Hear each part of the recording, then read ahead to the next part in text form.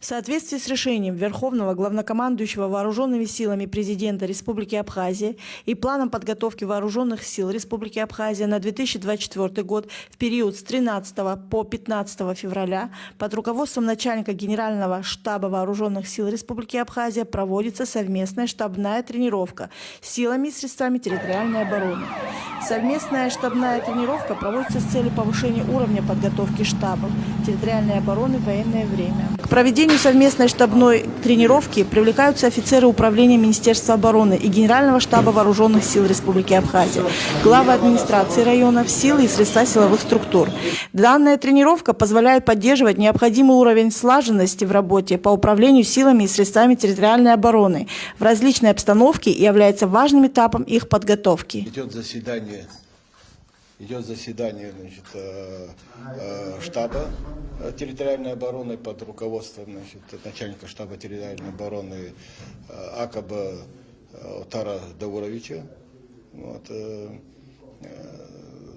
Им был собран штаб в лице руководителей силовых структур. Это военный комиссар, это начальник отдела МЧС, начальник районного отдела госбезопасности, начальник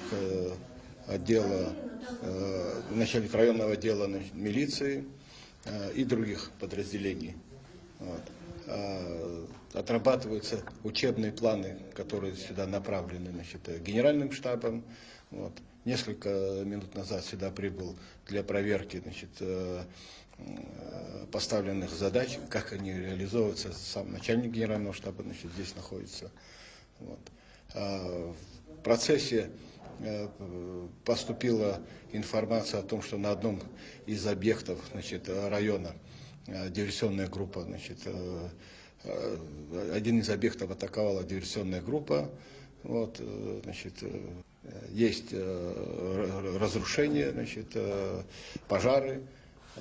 Начальник штаба принял решение и направил на этот объект, блокировал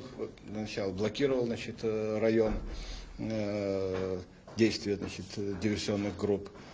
Далее туда направлены представители работников военной комендатуры.